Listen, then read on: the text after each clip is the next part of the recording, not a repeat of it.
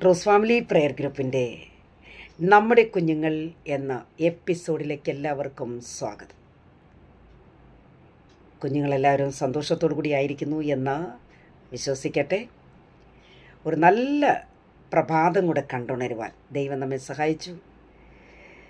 ഇന്നലെയെ കണ്ടവർ ഇന്ന് എന്ന പ്രഭാതമില്ലാതെ മരണം അനേകരെ മുറിച്ചു കളഞ്ഞപ്പോൾ, രോഗം അനേകരെ താളടിയാക്കുന്ന ഈ സന്ദർഭത്തിലൊക്കെ ദൈവം നമ്മെ കാത്തു സൂക്ഷിച്ച പരിപാലിച്ച വിധങ്ങളോർത്ത് നന്ദി നിറഞ്ഞ ഹൃദയത്തോടെ ദൈവത്തെ സ്തുതിച്ചുകൊണ്ട് ഒരല്പനിമിഷം ദൈവസന്നിധിയിൽ നമുക്കായിരിക്കാം. മാതാപിതാക്കളെ ദുഃഖിപ്പിക്കരുത്. നമുക്ക് അതിന് ആധാരമായിട്ട് തിരുവഴുത്തിൽ നിന്ന് തന്നെ ഒരു വേദഭാഗത്തിലൂടെ നമുക്ക് ചില കാര്യങ്ങൾ നമുക്ക് ചിന്തിക്കാം. ലൂക്കോസിൻ്റെ സുവിശേഷമാണ് 15-ാം അധ്യായം. ഞാനത് വായിക്കുവാൻ വേണ്ടി അല്ലെങ്കിൽ പോലും അതിൽ നിന്ന് ചില കാര്യങ്ങൾ നമുക്ക് ചിന്തിക്കുവാനായിട്ട് നമുക്ക് ദൈവസന്നിധിയിൽ നമ്മളെ താഴ്ത്തി സമർപ്പിക്കാം.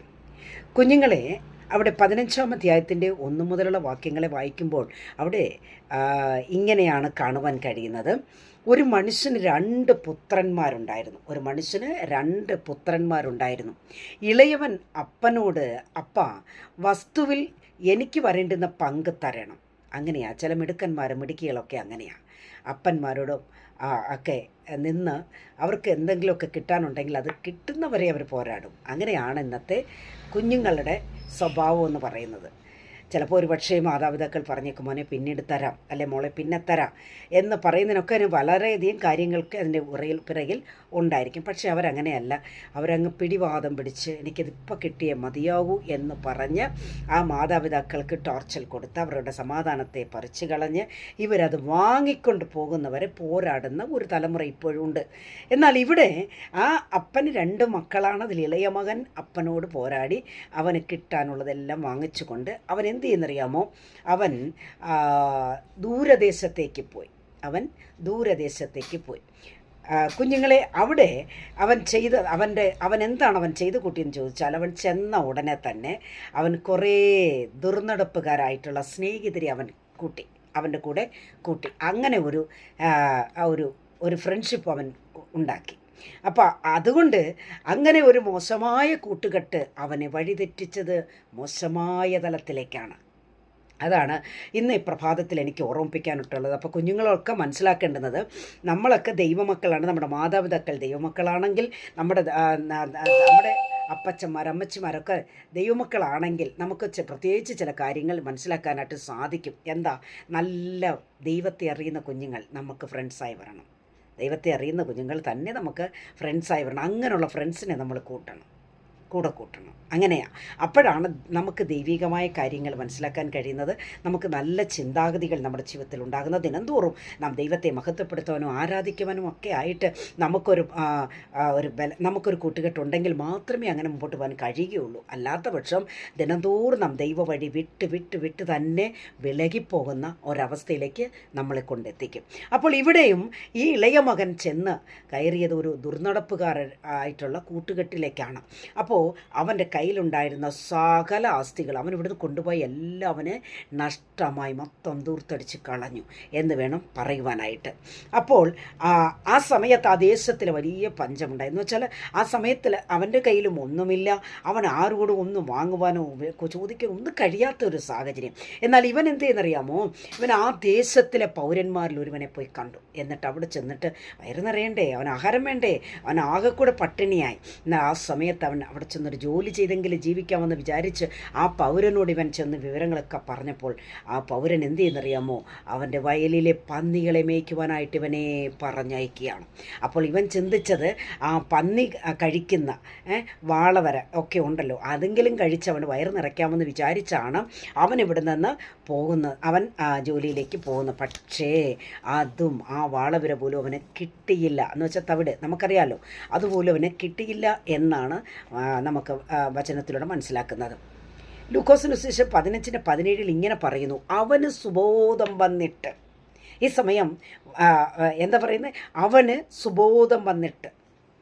അപ്പോഴാണ് അവന് ബോധമുണ്ടായത്. ഇതുവരെ അവന് ബോധമില്ലായിരുന്നു എന്നാണ്. അപ്പോൾ എന്നെ കേട്ടുകൊണ്ടിരിക്കുന്ന ഈ പ്രഭാതയാമത്തിൽ കേട്ടുകൊണ്ടിരിക്കുന്ന കുഞ്ഞുങ്ങളോടാണ് പറയുന്നത്, അപ്പനോടും അമ്മയോടും കോപിക്കുന്നതോ അപ്പനെ അമ്മയും മോശമായ രീതിയിൽ സംസാരിക്കുന്നതോ, ചിലരൊക്കെ വായി തുറന്നു കഴിഞ്ഞ് എന്തൊക്കെയാണ് വിളിച്ച് പറയുന്നത്, ആ അപ്പനമ്മയ്ക്ക് എൻ്റെ കുഞ്ഞുങ്ങളെ തിരിച്ച് നിങ്ങളെ അടിക്കുന്നില്ല തല്ലുന്നില്ല എന്ന് മാത്രമേ ഉള്ളൂ. പക്ഷേ അവരുടെ ഹൃദയം കൊണ്ട് അവർ ഒരുപാട് വിങ്ങിപ്പൊട്ടുകയാണ്. അവർ വേദനയുടെ നടുവിലൂടെ കടന്നു പോകുന്നു. എൻ്റെ മകൻ എന്നെക്കുറിച്ച് ഇങ്ങനെ പറഞ്ഞല്ലോ, എൻ്റെ മോനിങ്ങനെ പറഞ്ഞല്ലോ, എൻ്റെ മോളിനെ ഇങ്ങനെ പറഞ്ഞല്ലോ എന്നോർത്ത് അവർ ദുഃഖിക്കുന്ന നിമിഷങ്ങൾ ഒരുപാടുണ്ട്.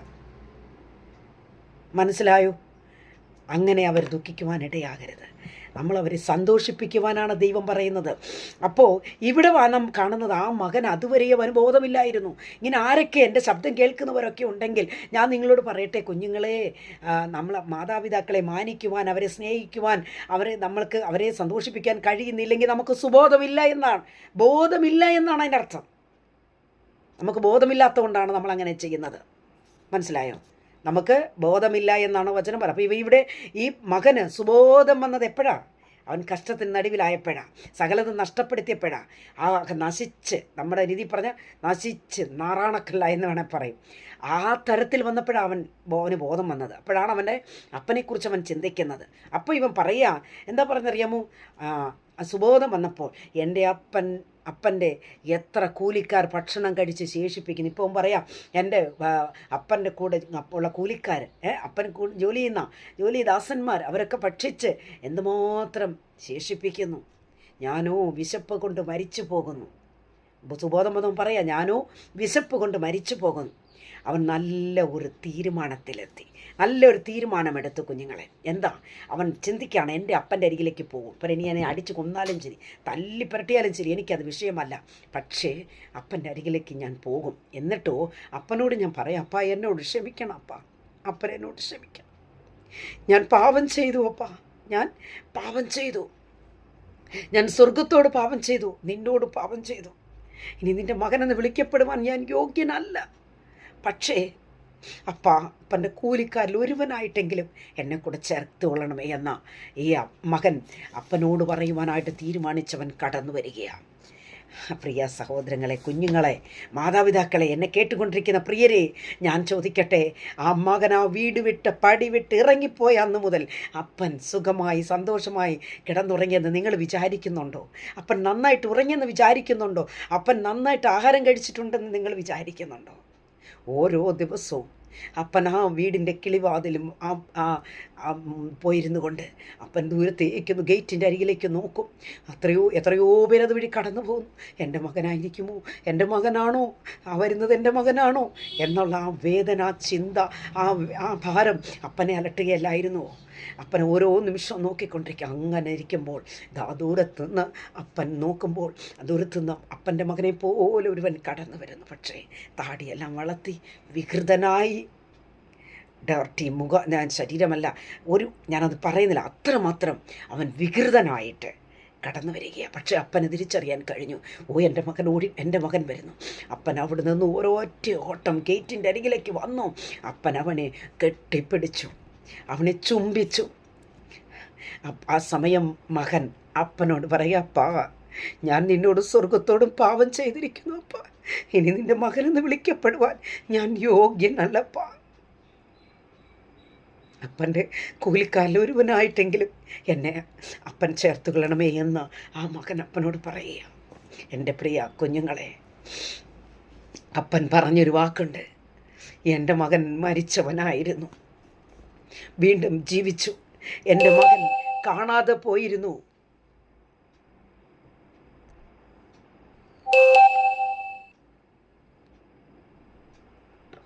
കണ്ടുമുട്ടിയിരിക്കുന്നു. അപ്പൻ തൻ്റെ മകനോട് മനസ്സലിഞ്ഞു എന്നാണ് അവിടെ നാം വായിക്കുന്നത്. അപ്പൻ തൻ്റെ മകനോട് മനസ്സലിഞ്ഞു. മേൽത്തരമായ അങ്കി കൊണ്ടുവരുവേൻ, അവൻ്റെ കൈക്ക് മോതിരമിടുവേൻ, കാലിന് ചെരുപ്പ് കൊണ്ടുവരുവേൻ എന്ന് അപ്പൻ പറയുകയും മാത്രമല്ല, അങ്ങനെ തടുപ്പിച്ച കാളക്കുട്ടിയെ കൊണ്ടുവന്ന അറുപ്പീൻ, ഇന്ന് നമുക്ക് സന്തോഷിക്കാൻ എൻ്റെ മകൻ മടങ്ങി വന്നിരിക്കുന്നു എന്ന് പറയുന്ന ഒരു സാഹചര്യം നമുക്കവിടെ കാണുവാനായിട്ട് കഴിയുന്നു. എൻ്റെ പ്രിയ കുഞ്ഞുങ്ങളെ, ഈ ലോകത്തിലെ അപ്പൻ നമ്മെ സ്നേഹിക്കുന്ന വിധങ്ങളാണ് നമ്മളിവിടെ കണ്ടതല്ല. അപ്പൻ്റെ സ്നേഹത്തിൻ്റെ ആഴമാണ് നമ്മളിവിടെ കണ്ടത്. അങ്ങനെയെങ്കിൽ നമുക്കായി ജീവനെ വിട്ട ഒരപ്പൻ നമുക്ക് വേണ്ടി മരിച്ച, കാൽവരിയുടെ ഉന്നതങ്ങളിൽ കൈകാലുകളെ വിരിച്ച, മരിച്ചടക്കപ്പെട്ട് ഉയർത്തെഴുന്നേറ്റ് വന്ന ഒരപ്പനുണ്ട്. ആ അപ്പൻ സ്വർഗത്തിലുണ്ട്.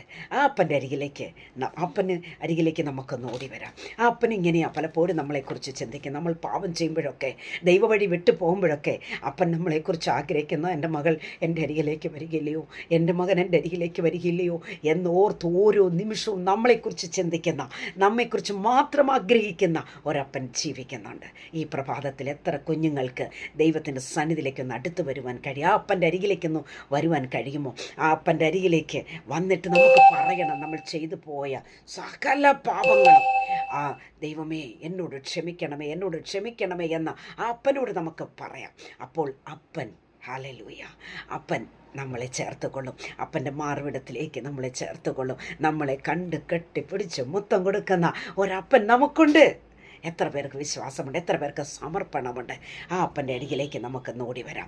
നമ്മെ കരുതുന്ന, നമ്മെ വിടുവിക്കുന്ന, നമ്മെ ആശ്വസിപ്പിക്കുന്ന, നമ്മളെ സമാധാനത്തിലേക്ക് എത്തിക്കുന്ന ഒരപ്പൻ നമുക്കുണ്ട്.